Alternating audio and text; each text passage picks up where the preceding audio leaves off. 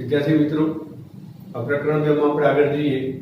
Topic number 2.7 ક્ષેત્રની સ્થિતિમાન વચ્ચેનો સંબંધ. હવે આપણે આગળના લેક્ચરમાં આપણે જો સમસ્થિતિમાન પૃષ્ઠ વિશે જોયું, એના સંદર્ભમાં આપણે અહીં આકૃતિમાં બે સમસ્થિતિમાન પૃષ્ઠ A અને B બે સમસ્થિતિમાન પૃષ્ઠો દર્શાવ્યા છે. જેમના સ્થિતિમાન તો A સમસ્થિતિમાન પૃષ્ઠ પરના દરેક બિંદુનું સ્થિતિમાન V, B સમસ્થિતિમાન પૃષ્ઠ પરના દરેક બિંદુનું સ્થિતિમાન V પ્લસ ડેલ્ટા V છે. આમ આ બે સમસ્થિતિમાન પૃષ્ઠ વચ્ચે વિસ્થિતિમાનનો તફાવત ડેલ્ટા V. તો અહીં ડેલ્ટા V છે શું? તો એનું નામ આપણે વિચારેલા બે સમસ્થિતિમાન પૃષ્ઠ વચ્ચેના વિસ્થિતિમાનનો તફાવત દર્શાવે છે. જેમની વચ્ચેના અંતરમાં ચર્ચા કરીએ તો હાલ આકૃતિમાં A સમસ્થિતિમાન પૃષ્ઠ પરનું કોઈ એક બિંદુ Q છે, B સમસ્થિતિમાન પૃષ્ઠ પરનું કોઈ એક બિંદુ P છે અને આ બે બિંદુ વચ્ચેનું અંતર ડેલ્ટા L વડે દર્શાવશું અને આ લંબાઈની દિશા વિદ્યુત ક્ષેત્રની દિશામાં છે. એટલે કે બે સમસ્થિતિમાન પૃષ્ઠો વચ્ચેનું લંબ અંતર વિદ્યુત ક્ષેત્રની દિશામાં લીધેલ છે. હવે આપણે કોઈ બિંદુ Q થી બિંદુ P પર એકમ ધન વીજભારને આપણે લઈ જવાની વાત આવે તો એ થશે ક્ષેત્રની દિશા. પરંતુ આપણે ઉલટું વિચારીએ કે એકમ ધન વીજભારને P બિંદુ પરથી Q બિંદુ પર ક્ષેત્રની વિરુદ્ધ દિશામાં ડેલ્ટા L જેટલા લંબ અંતર જેટલું સ્થાનાંતર કરાવવું છે. તો આ સ્થાનાંતર કરાવવા માટે જરૂરી કાર્ય, ફરી બોલું છું કે એકમ ધન વીજભારને P બિંદુ પરથી Q બિંદુ સુધી લાવવા કરવું પડતું કાર્ય. તો અહીંયા જે સ્થાનાંતર ડેલ્ટા L એ બંને સમતલોને લંબરૂપે છે અથવા તો એક્ઝેક્ટ વિદ્યુત ક્ષેત્રની વિરુદ્ધ દિશામાં છે. તો એ માટે કરવું પડતું કાર્ય તો માન E ઇન્ટુ ડેલ્ટા L બળ ગુણ્યા સ્થાનાંતર એકમ ધન વીજભાર માટે બળનો જવાબ વિદ્યુત ક્ષેત્રની તીવ્રતા જેટલો થાય. એટલે કાર્ય માન E ઇન્ટુ ડેલ્ટા L જેટલો થાય. હવે અહીંયા આ કાર્ય ગણવા માટે તો આપણી પાસે વિસ્થિતિમાનનો તફાવત છે. તો આ કાર્ય કોના જેટલું થાય? તો અગાઉના શરૂઆતના ટોપિકમાં આપણે ભણી ગયા કે કરવું પડતું કાર્ય એટલે તે બે બિંદુ વચ્ચેના વિસ્થિતિમાનના તફાવત જેટલું થાય. તો આપણે P થી Q પર આવીએ છીએ એટલે આ કાર્યનો જવાબ VQ માઈનસ VP જેટલો થશે. Q બિંદુનું સ્થિતિમાન તો Q બિંદુ એ બિંદુ પરનું સ્થિતિમાન બિંદુ છે ને એ સ્થિતિમાનનું સ્થિતિમાન V છે એટલે V minus V plus delta V. તો V minus V minus delta V બરાબર માઈનસ ડેલ્ટા V. એટલે કરવું પડતું કાર્યનો જવાબ આપણને માઈનસ ડેલ્ટા V મળ્યું. તો therefore કાર્યનો જવાબ માન E ઇન્ટુ ડેલ્ટા L બરાબર માઈનસ ડેલ્ટા V. therefore માન E બરાબર minus delta V upon delta L. હવે અહીંયા ડેલ્ટા V આપણને ઋણ મળે છે. તો ડેલ્ટા V ઋણ છે, આથી માઈનસ ડેલ્ટા V બરાબર માઈનસ માનાંક ડેલ્ટા V લખી શકાય. એ કિંમત જો આપણે ત્યાં મૂકીશું તો માન E સદિશ બરાબર આ માઇનસ ડેલ્ટા V ની જગ્યાએ માઇનસ માઇનસ પ્લસ થઈ જશે, એટલે માન delta V upon delta L ના રૂપમાં આપણે સમીકરણ લખી શકીએ. તો આ સૂત્ર જે આપણને મળ્યું, માન E સદિશ બરાબર minus delta V upon delta L, તો આ બાજુ વિસ્થિતિમાન V છે, આ બાજુ વિદ્યુત ક્ષેત્ર E છે, માટે આ સમીકરણને કહેવાય વિસ્થિતિમાન અને વિદ્યુત ક્ષેત્ર વચ્ચેનો સંબંધ કહેવાય. એક જાણકારી માટે આપણે જોઈએ કે વિદ્યુત ક્ષેત્ર માત્ર x અક્ષની દિશામાં જ હોય તો તીવ્રતાને માત્ર x ઘટક જ હાજર હોય. તો એવા સંજોગોમાં તો આપણે વિસ્થિતિમાન પણ x યામ પર આધારિત મળે. તો એવા સંજોગોમાં આ જ સમીકરણને તમારે લખવું હોય તો E of x બરાબર માઈનસ dv/dx. જો વિદ્યુત ક્ષેત્ર y અક્ષની દિશામાં હોય તો તીવ્રતાનો y ઘટક લેવાય, તો E of y બરાબર માઈનસ dv/dy લખાય. જો તીવ્રતા z અક્ષની દિશામાં હોય તો તીવ્રતાનો z ઘટક મળે, તો E of z બરાબર માઈનસ dv/dz લખાય. એટલે ટૂંકમાં વિસ્થિતિમાનનું જે સૂત્ર હોય એનું x ની સાપેક્ષ વિકલન કરો તો તીવ્રતાનો x ઘટક મળે, y ની સાપેક્ષ વિકલન કરો તો તીવ્રતાનો y ઘટક મળે, અને z ની સાપેક્ષ વિકલન કરો તો આપણને તીવ્રતાનો z ઘટક મળે.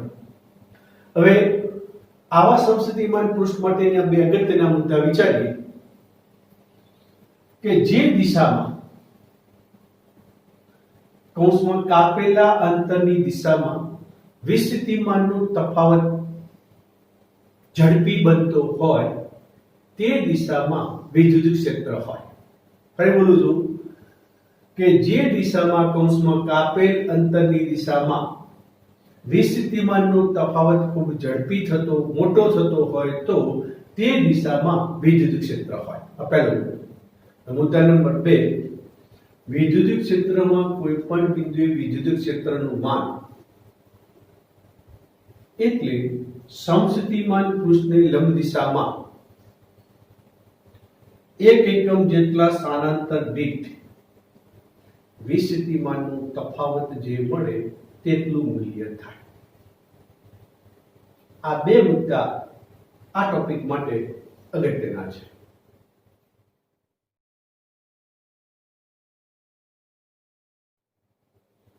હવે આપણે નવા ટોપિકમાં આગળ વધીએ. વિદ્યુત ભારોના તંત્રની સ્થિતિ ઊર્જા. વિદ્યુત ભારોનું તંત્ર એટલે એક થી વધુ વીજભારો હોય તો આવા તંત્રની સ્થિતિ ઊર્જા ગણવા માટે આપણે વીજભારોને અનંત અંતરેથી લાવવા પડે. ને પણ આપણે આગળ મળી ગયા અનંત અંતરેથી વીજભારને લાવવા માટે કરવું પડતું કાર્ય વિદ્યુત ક્ષેત્ર સંરક્ષિત ક્ષેત્ર છે, એટલે એના સંદર્ભમાં એ કરવું પડતું કાર્ય એ સ્થિતિ ઊર્જા રૂપે સંગ્રહ પામે છે. આ મુદ્દાને આધારે આપણે વિદ્યુતભારોના તંત્રની સ્થિતિ ઊર્જા સમજવી છે. તો એના માટે આપણે વિચારીએ કે કોઈક યામાક્ષનું ઉદ્ગમ બિંદુ O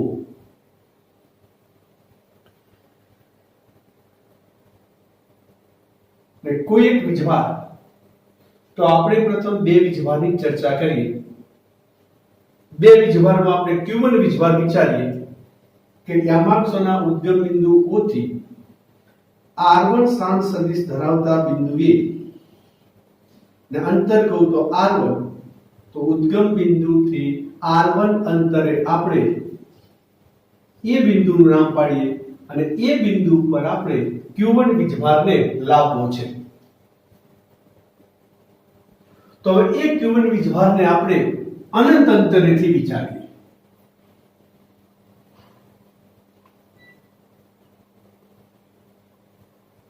તો Q1 વીજભારને અનંત અંતરેથી એ બિંદુ પર આપણે લાવવા માટેનું કાર્ય કર્યું. તો હાલ આપણી પાસે અહીંયા એક પણ વીજભાર નથી, એટલે કોઈ વિદ્યુત ક્ષેત્ર હાજર નથી. આથી Q1 વીજભારને અનંત અંતરેથી એ બિંદુ સુધી લાવવા માટે કરવું પડતું કાર્ય, એ કાર્યને હું W1 કહું તો એ W1 નો જવાબ 0 થાય. કારણ કોઈ ક્ષેત્ર નથી, એટલે ક્ષેત્રની વિરુદ્ધ લાવવા માટે આપણે કોઈ કાર્ય કરવું પડશે નહીં. આમ આ રીતે Q1 વીજભારને અનંત અંતરેથી કોઈ એક બિંદુ કૌંસમાં એ બિંદુ પર લાવવા માટેનું કરવું પડતું કાર્ય 0 થયું. એ અહીંયા બાજુ લખીએ કે Q1 વીજભારને એ બિંદુ પર લાવવા જરૂરી કાર્ય, અને એ કાર્યને આપણે W1 કહીએ તો W1 = 0.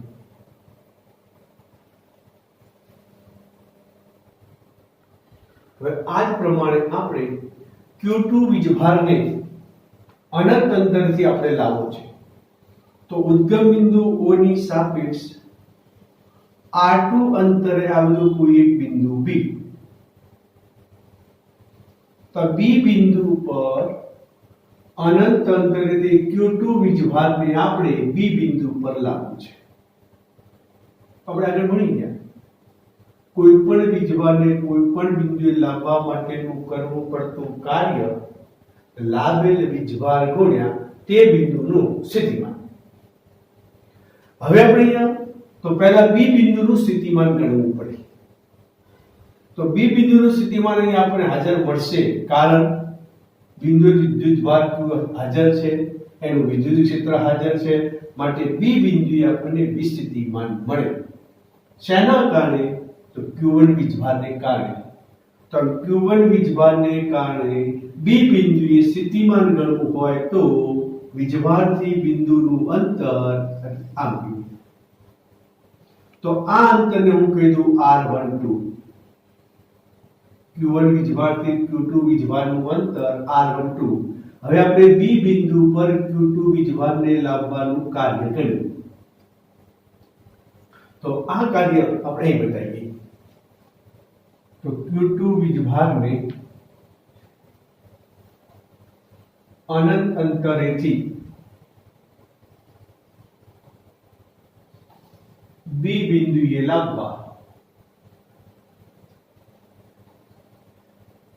લાવવા જરૂરી કાર્ય, W2 કહીએ તો તે બિંદુ પરનું સ્થિતિમાન, એટલે B બિંદુ સ્થિતિમાન કહીએ V of B ગુણ્યા લાવેલ વીજભાર તો Q2. આ V of B શેના કારણે? તો Q1 વીજભારને કારણે મળે. તો એ આપણે ભણી ગયા કે Q1 વીજભારથી R12 અંતરે સ્થિતિમાન, તો 1/4 pi epsilon 0 Q1 upon R12 ગુણ્યા Q2. બધું ભેગું લખીએ તો 1/4 pi epsilon 0 Q1 Q2 upon R12. આટલું W2 થયું. તો આ રીતે આપણે હાલ આટલી જ વાત કરીએ તો બે વીજભારોનું બનેલું તંત્ર કહેવાય. તો આ બે વીજભારોના બનેલા તંત્રની સ્થિતિ ઊર્જા એટલે બંને વીજભારોને લાવવા માટે કરવા પડતા કાર્યનો સરવાળો. તો આમ બે વીજભારોના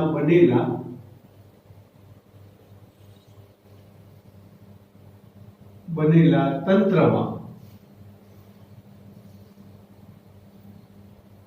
તંત્રની સ્થિતિ ઊર્જા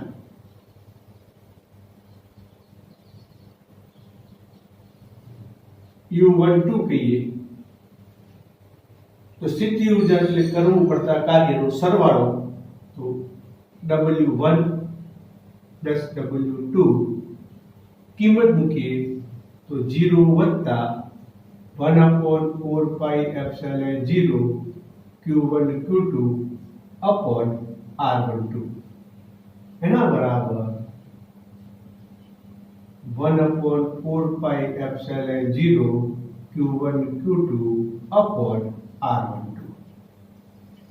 તો આમ બે વીજભારોના બનેલા તંત્રની સ્થિતિ ઊર્જાનું સૂત્ર U12 વડે દર્શાવીએ તો 1/4πε0 Q1 Q2 upon R12, જ્યાં R12 પસંદ કરેલા બે વીજભારો વચ્ચેનું અંતર છે. હવે આ સ્થિતિ ઊર્જા ધન અને ઋણના સંદર્ભમાં ચર્ચા કરીએ. Q1 અને Q2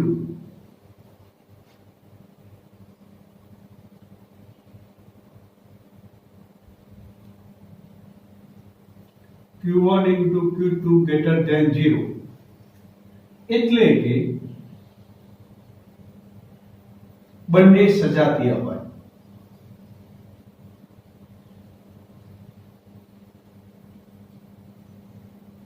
તો સ્થિતિ ઊર્જા U આપણને ધન મળે.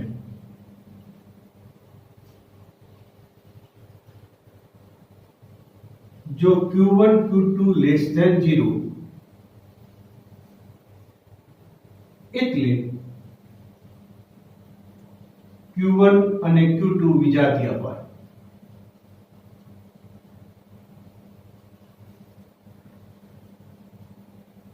તો આપણને સ્થિતિ ઊર્જા U ઋણ મળે.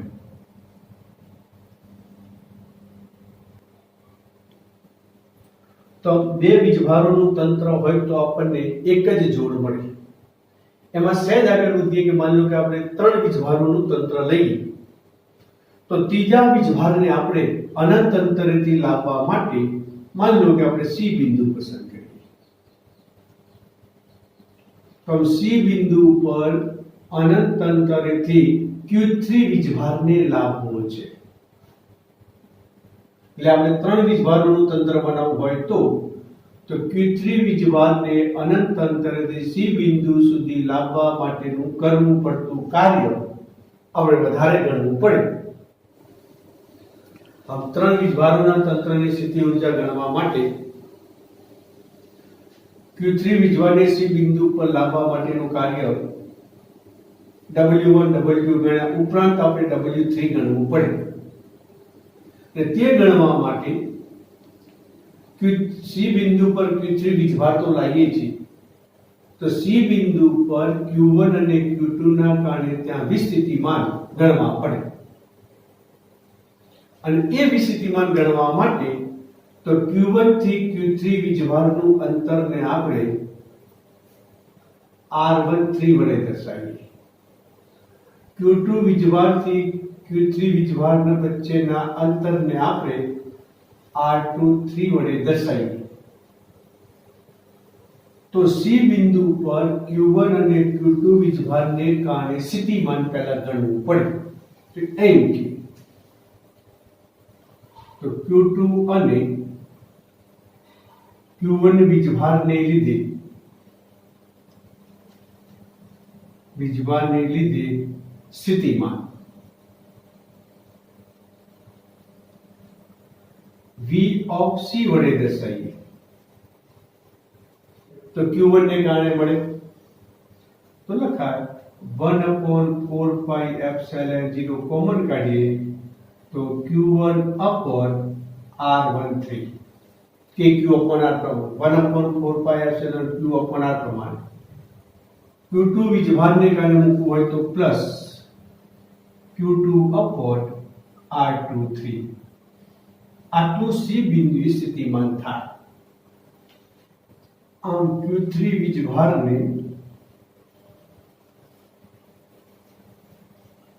અનંત અંતરેથી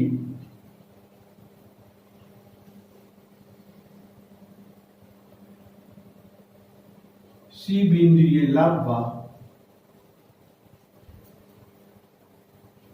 જરૂરી કાર્ય W3 બરાબર તો તે બિંદુનું સ્થિતિમાન ગુણ્યા લાવેલ વીજભાર. તો C બિંદુ પર એટલે વિસ્થિતિમાન V of C, Q3 વીજભાર લાવે તો ગુણ્યા Q3 equal to V of C ની કિંમત ઉપરથી મૂકીએ તો 1/4πε0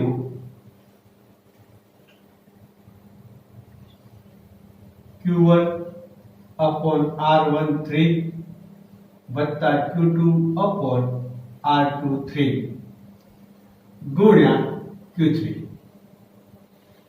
કૌંસ છોડી લખીએ તો 1 upon 4 pi epsilon 0 Q1 Q3 upon R13 વત્તા 1 upon 4 pi epsilon 0 Q2 Q3 upon R23. આમ ત્રણ વીજભારોના બનેલા તંત્રની સ્થિતિ ઊર્જા ગણવા માટે તો ત્રણેય વીજભારને લાવવા માટે કાર્યનો સરવાળો કરવો પડે.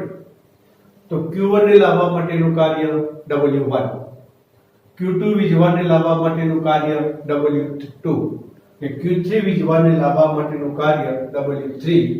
આ ત્રણેય કાર્યનો સરવાળો કરો એટલે ત્રણ વીજભારોના તંત્રની સ્થિતિ ઊર્જા બને, જેનું સમીકરણ આ પ્રમાણે થશે. આમ આ ત્રણેય વીજભારોના તંત્રની સ્થિતિ ઊર્જાને U વડે દર્શાવીએ તો ત્રણેય વીજભારના કાર્યનો સરવાળો એટલે W1 વત્તા W2 વત્તા W3. W1 નો જવાબ 0 છે, W2 નો જવાબ તો 1 upon 4 pi epsilon 0 Q1 Q2 upon R12. W3 નો જવાબ તો 1 upon 4 pi epsilon 0 Q1 Q3 upon R13 વત્તા 1 upon 4 pi epsilon 0 Q2 Q3 upon R23.